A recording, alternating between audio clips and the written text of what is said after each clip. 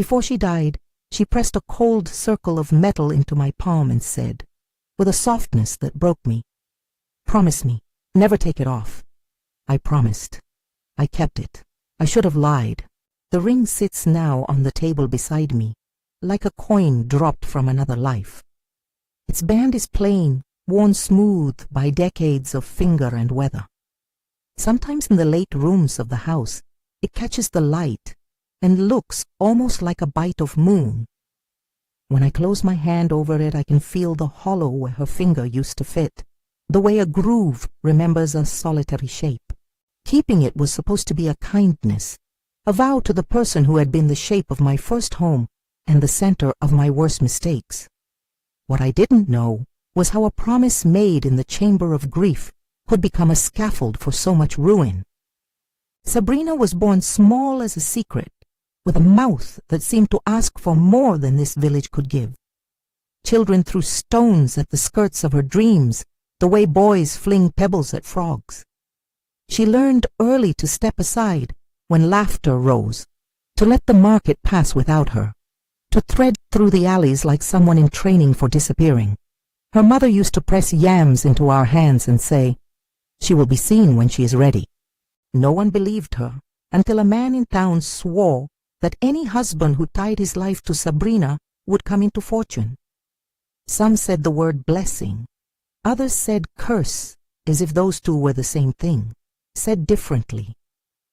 I first loved her when the drums started at the harvest festival. The whole palm grove seemed to tremble with the weight of the year's waiting. Lanterns swung like slow, swaddled moons. Okesier came to that festival with his hands smelling of palm wine and new wood, the palms of a man who could coax sap from trees that hadn't been tapped in a dry year. He moved through the crowd with a softness that made you think of late light. When he saw Sabrina across the square, he walked as if someone had taught him the shortest route to a miracle. They met under a woven tent where the women were braiding each other's hair, and the children were sticking tamarind to their teeth. Okesier offered her a cup of palm wine and did not ask for bread or coin. He looked at her as if he were trying to memorize the sound of her spine. "You," he said, like it was the answer to a question the world had been nervous to ask. She laughed, quietly, the way rain does the first time it finds the roof, and they sat with the drumbeat until the moon was a patient coin. Love in a village drifts with the seasons. You harvest it, you share it, you bury what rots. Okesier and Sabrina married not 6 months later, and for a while the village shifted its gaze from mockery to something like astonished admiration. Men who'd been sideways to her seemed to find straight lines to her door. Okesier's tapping business began to find richer buyers. The little debts he carried for years eased like fog at noon. They kept a small shop, and the jar of savings grew fat, as if each coin had decided to stay and take root. People started saying that his luck had changed without explaining why. You could hear the whisper in the markets, the way a story curls in the rafters until it becomes smoke. Then he went away. The first time, it was the sort of went away that ruins a table. The reports were soft at first. He'd gone to the river for fish, someone said. They'd seen him at the far shore. He had been in town later that week. Then rumor hardened into accusation. A fisherman named Dele was said to have taken him at night, lines like hands. Some said it was for debt. Some said it was passion. Some said things you only say when you want to convince yourself you understand. Okesier vanished like a man wiped clean from a ledger. The savings stayed, the shop stayed, Abigail's chickens, the neighbors' mutterings, all of it stayed. Sabrina's face settled into the expression of a woman whose mind had learned to carry two truths at once. People began to look at her the way you look at a well, part need, part fear. She would set her palm against the ring she had begun to wear around this time, a small piece of metal that appeared one evening on the back of her hand, as if the world had taught her an adornment overnight. She never said where it came from until the night of the rain when the old woman found her. I remember the rain because that night smelled like old cloths and the river had a tongue a man could drown on. Sabrina had been sitting by the coals with a blanket pulled tight. The old woman stepped out of the trees like a thought someone remembered too late. She was small and bent, and her hair was the color of dry corn.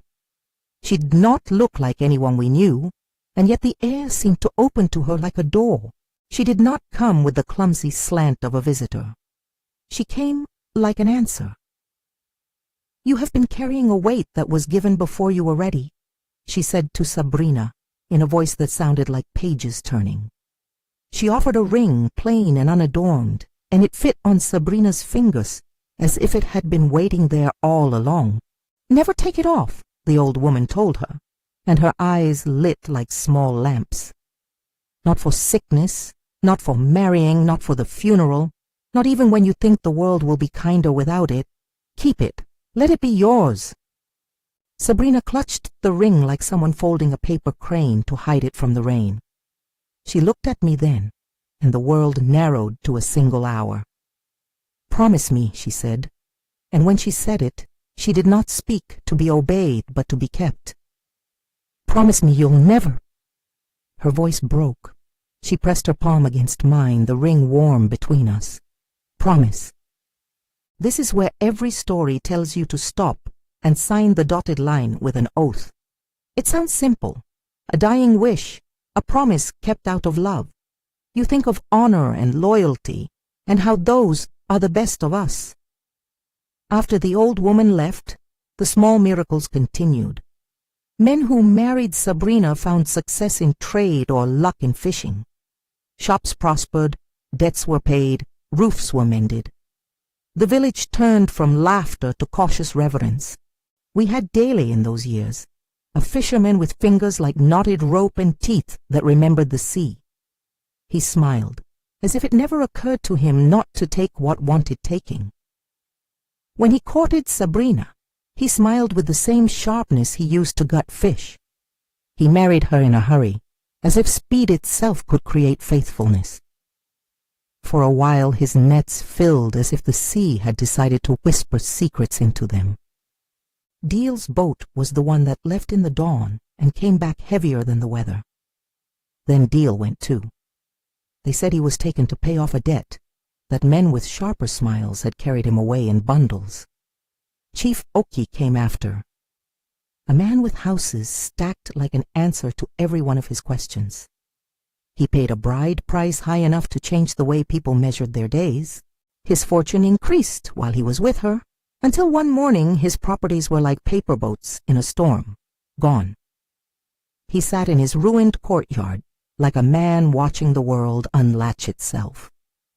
The pattern became a thing with teeth.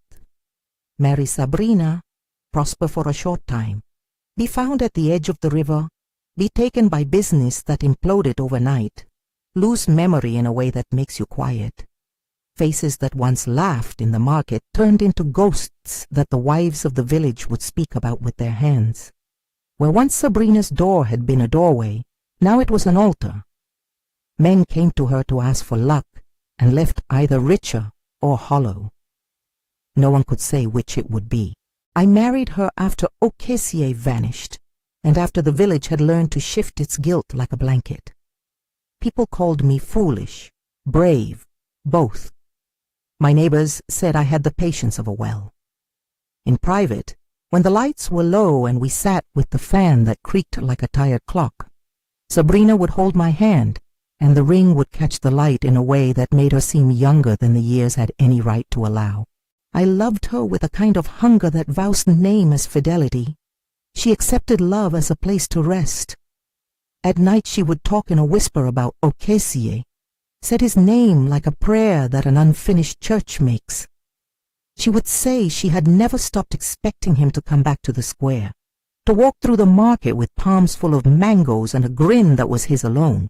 So when Dele took Okesie, when the fishermen's hands dragged him away, and our houses seemed to inhale him out of existence, I believed we were cursed in the same way people think the wind is against them.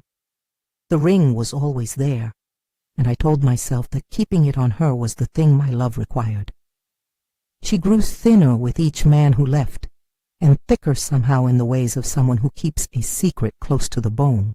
The old woman's rule stayed clear in my ears, not as a superstition, but as a law I had sworn to. Never take it off. That phrase sewed itself into the lining of my life. It was absurd in late afternoons. My neighbors would watch me as if I carried a live coal. I would place tea on the table, I would tuck blankets over her knees, and I would watch the ring's shadow slide across the floorboard. I started to believe keeping it on was a kind of protection. Not just for Sabrina, but for me, and for the promise I had made with the weight of a dying voice. Only when Okesier returned did the shape of my loyalty begin to make sense in a new and awful way. He came back one blistering dawn, thin as a prayer, like someone had scraped the corners off him to make him less sharp. He had lost hair at the temples and carried the smell of distant rain. When he stood at the edge of town, the market went bizarrely quiet, as if the whole place held its breath for fear of spoiling the moment. He found us because the world puts people back in front of certain doors. I saw him first, and my hands went cold in a way that alarmed me. For a breath, I thought of taking the ring off her finger, of sliding metal away from skin like a needed remedy. The idea passed through my mind like a thief. When he knocked, Sabrina's face changed into something made of light and grief. The reunion was not a film of joy. It was a room folding into itself. Okesier told of a period of being taken by traders who chained him and carried him inland, of a woman with a voice like an old clock who sold him to men who wanted his hands. He spoke of nights under open skies where the stars frightened him with their indifference. He had not escaped so much as outlived the patience of his captors. I could have removed it, he said once, looking at the ring with a kind of hunger. The men who kept me spoke of rituals they had heard in their travels. They said the ring binds things to its owner, and that in the water, river water, if poured over the ring with the name of the giver, it can unmake the thing.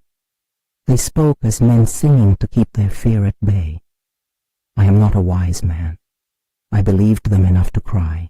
He said more, that while he was gone, he had learned of others who had suffered, of Chief Oke's ruin and Dele's disappearance. He spoke as if the world had a way of repeating the same bruise until someone attended to the wound. He begged, more out of need than hope, for me to take the ring off right there, to end the thing that had gnawed at our town. He believed, or pretended to, that some simple act could right the broken ledger. I remember watching Sabrina then.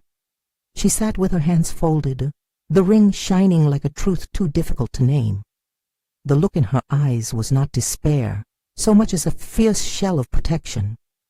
It was as if she thought the ring carried not only her fate, but also the dignity of a life that had been turned upside down by other people's eyes. If I take it off, she said slowly, I do not know what happens. It has been mine longer than I have held a memory. Promise me. No, promise me you'll keep it if I'm gone. It has been mine. Promise me you won't take it off for anyone. She looked at me with the same pleading focus she had used for the harvest birds we once tried to coax from a bezoar tree. I thought of Okesier and his thin hands and the nights he had been gone.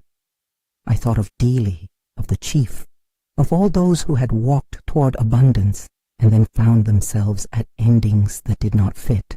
If I had been braver then, if I had been willing to be cruel to spare others kindness, if I thought to lie or to steal from the dead, I could have done it. But I had promised. There is a moment in small tragedies where a person imagines a world in which betraying a vow is a kind of heroism. I could have lied to Sabrina and told her I'd keep it in public, but had slipped it off in secret. I could have whispered to Okesier that it was removed, that his feet were freest now. I could have boiled the thing in river water because a tale told by chain workers was not a guarantee, but it was better than the steady erosion the ring was causing. Instead, I held to the letter of a dying instruction and forgot to read the life between the lines. Sabrina died a week after she made me swear. Her hands went cold inside mine in the way of an evening bell slipping into silence. I remembered how she had said promise, as if we were sealing something with wax. After the funeral, the village kept vigil as if stopping a spill. People said their goodbyes in the doorway, as if leaving a blessing at the threshold.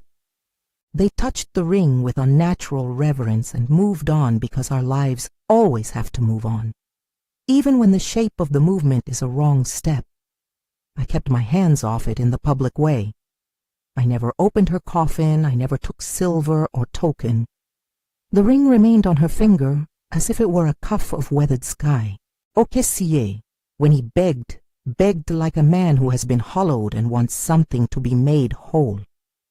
He came to me with a plan that smelled faintly of desperation. To remove the ring, to pour the river water over it, to chant what the chain men had said in the dim of a night when they would not be seen. He spoke of risk and of surety in the kind of words you only hear from men who have learned to sell their fear for a price. If I had known then what would follow, I might have shuffled my loyalty like a pack of cards and hoped the right one would fall. But I had not yet pieced together how the ring's hunger worked. The old woman's rule had been absolute as a law, and that law had become the anchor of my life. I was a man of my promises, and in that room I told Au caissier I could not do it. I told him the truth. She made me promise, I said, and the words sounded like the closing of a door. I promised. I kept it. Au caissier's expression when he realized I would not break the vow was not one of anger so much as betrayal, an astonished, childish betrayal. So you keep it for the dead, he said. But what about the living you are letting go to pay for it? He left that night, and the next morning he was gone. The village said he had wandered to the river. Some whispered he had gone to kill himself. Others said he had left because of shame. I think he left because the knowledge that your friend chooses a promise over you makes a man feel smaller than the space he occupies. What followed was not a dramatic event, so much as a slow, insistent unraveling. Without the ring's removal, the pattern continued. Men who married Sabrina's memory, men who courted the household, who thought companionship with me would be a good venture, would see fortunes or good days, or a sudden rain of small mercies, and then they would disappear. Their shops would close. Their voices would become less at market. Their names would be something a mother used to hush a child with. Sometimes it felt as if the ring asked for one thing and took another. If honoring a dying wish had a currency, I paid with the lives of friends and the trust of a town. The rumors hardened into a blade. Parents stopped sending their sons to our house to learn trade. Children pointed at me when they wanted a cautionary figure. I woke at night and thought of the old woman's eyes, of the way she had said never with a finality like a cling of metal. Years passed and the ring never left Sabrina's finger. I placed it once under a bowl of dries and spices, the way someone might hide a Bible. It rolled there like a small sun, lessening into the grain, and for the first time I thought there was kindness in hiding. I thought there might be mercy in theft. But when I reached in to take it, another voice rose in me, the voice of the promise, the voice that had kept me upright in the small moral squalls of life. I let my hand close around spice instead of steel, and I walked away. Sometimes, at market, people would pass and say, "He kept it, he kept the ring." There was admiration in the tone, clean and shallow like a coin. They admired me for a fidelity that felt more like cowardice to me. The thing with promises is that once you hang your honor upon them, you start to believe your identity is bound up with a chain. I told myself I would not be the one to undo the last wish of a woman who had trusted me in her dying breath. I told myself that truth mattered more than result. I told myself everything that later I would be ashamed I had surrendered to. When Dele's wife stopped speaking and Chief Ake grew silent in the squares, the villagers asked why I had not been braver. He made a vow, they would say, and some would shake their heads as if the sound could sweep up the problem. A few grew crueler. They called me keeper of a curse. Mothers would pull their children away as if the ring's proximity could rub off on small animals. I started to haunt the edges of my own life, a ghost in a house of my own making. The worst mornings were the quiet ones when I thought I could measure the debt of days. I would take down a picture of Sabrina, and the ring would flash in the glass. I would think of Ocasier's hands, and of the way he had laughed at a joke only we had the bones of. I saw in memory the way the old woman had smiled, an expression that had not been kind or cruel, but old as a path at the edge of a wood. I began to suspect that promises held a life of their own, that they could swell and twist like roots. People came and asked me to remove it. Priests, wise women, old men who had lost sons, wives who had lost husbands. They pressed palms against my shoulder and spoke in the tones of people whose grief charms them into belief. They proposed ceremonies and burning incense and cutting pieces of the ring and casting them into the river. I heard each suggestion and made each refusal symbolic, measured like a man who measured his loyalty against a child's forgiveness. I began to count the cost in sorrow instead of coins. The return of Ocasier is the point of the story where you expect a man to choose himself and to take a single bold act and right the world's balance. People in the village used to say that if anyone could turn the tide, it would be him. He returned not as a ruin, but as a man whose mind was stitched shut in places. He could name the men who had kept him, the towns where he had been sold, the ways a body can carry shame like a pebble. He had seen the old woman in his dreams, a woman with a voice like dry leaves. He told me he had learned two things. The ring is hungry, and hunger can be fed in many currencies. What was its price to you? He asked me one dawn, when we watched the river move like a slow snake. He meant the ring. I thought of all the things it had taken: laughter, bread, fathers, brothers, men who had been promised a life and then had their names read out like an accounting of absence. I felt my mouth shape around the sound of sorry until it became empty. It took life, I said. It took the people who came near it. I spoke as if the words were a wound cauterized. And she asked me to keep it. I promised her I would never remove it. He looked at me then, as if I had placed a stone upon his chest, and told him that the stone was mine to keep. His eyes did not anger. They made a grief so precise, I could have cut the air between us with it. You could have lied, he said. You could have told her you had kept it when you had not. You could have taken it and drowned it and made us whole. You kept a promise over a life. The promise made you a jailer. It was not a surprise to be accused of cowardice. No man likes to be told he has been brave for the wrong reasons. But it was a surprise to find anger hard as stone setting its place in my chest. I wanted to say that promises are the only thing that kept me from being less than a man. I wanted to say that breaking a dying wish is a kind of theft from what little dignity the dead had left. But those words tasted like excuses even as I shaped them. All I could do was look at the ring and see in it the reflected faces of those who had perished. What followed the conversation with Ocasier is the quiet part of catastrophe, where nothing in the village is dramatic, but everything is inexorably more broken. He left again after that. Some say he walked to the sea and then kept walking. Some say he took his life on a pebble shore, laughing at the moon. No one knew. For me, the loss was not only of the man I had once loved as a brother. It was of the self I could have been, the self who would have lied for mercy. Years slipped like beads on a string. The ring remained, catching sun in a way that looked like mockery. I became a figure both pitied and reviled. I earned money, yes, and I lost it in the same breath as the men who came to me to ask for luck, a bad habit of running toward the thing you hope will hide you.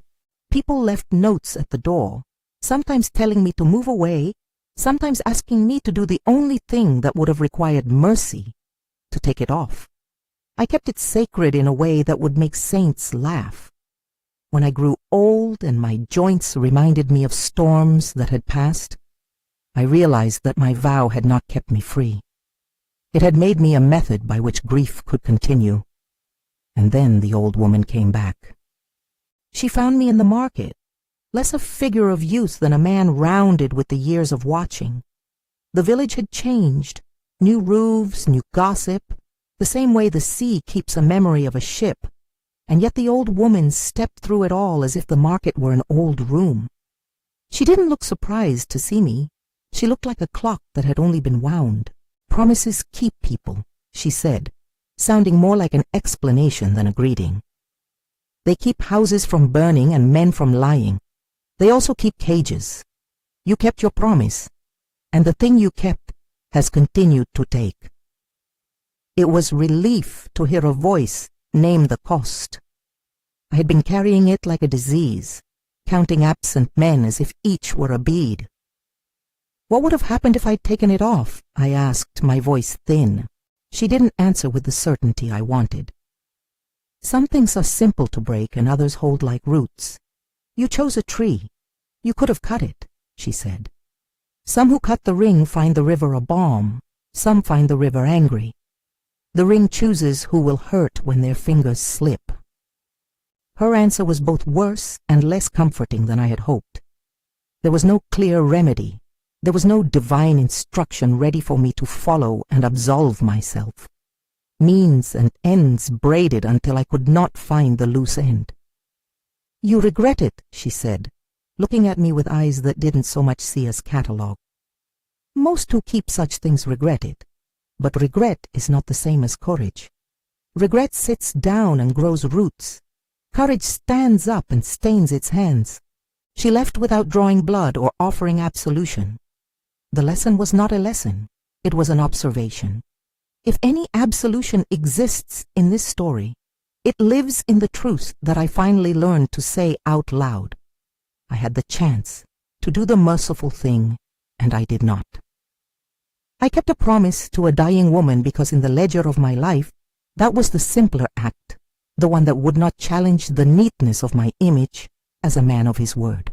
I told myself that keeping promises is a virtue, and perhaps it is, but promises are not virtues in a vacuum. They intersect with living people whose breath is measurable and whose hope must be chosen over a vow when the two stand like strangers in a doorway.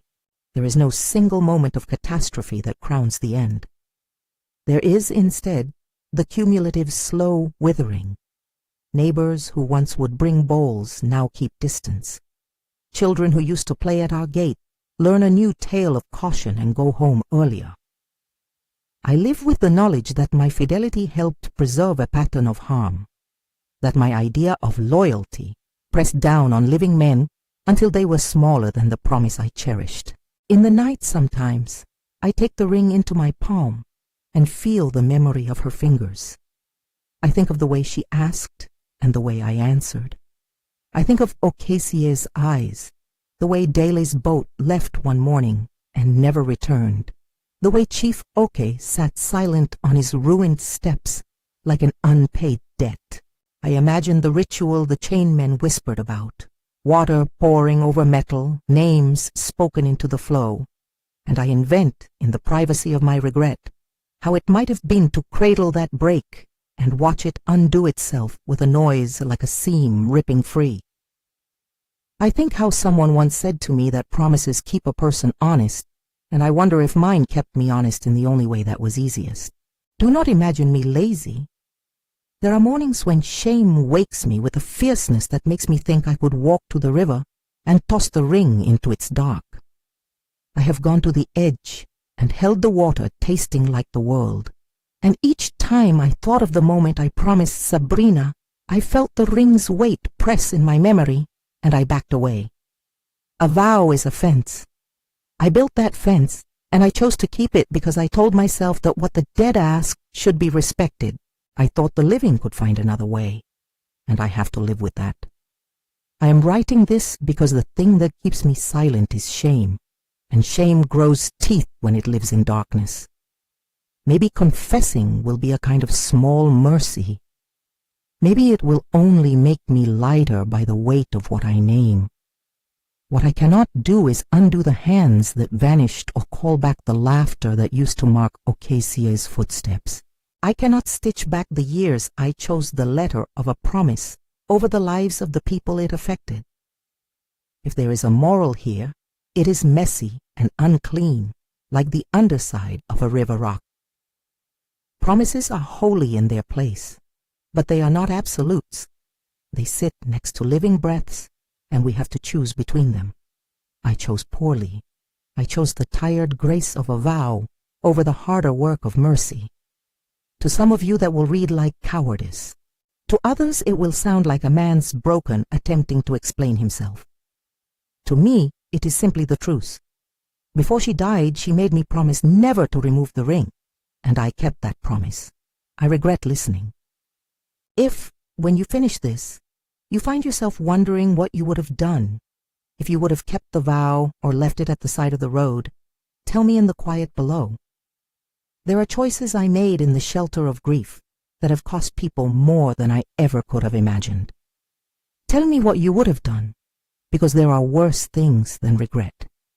There is a silence that pretends to be virtue while it watches the next person go under.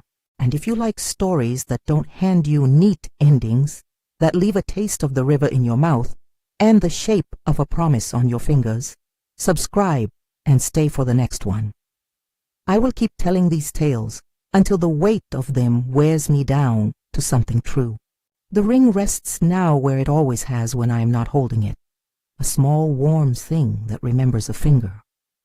Sometimes, on nights when the moon hangs like a tired lantern over the roofs, I think I can hear laughter from the market, old laughter, the kind that is owed to lives that were not fully lived.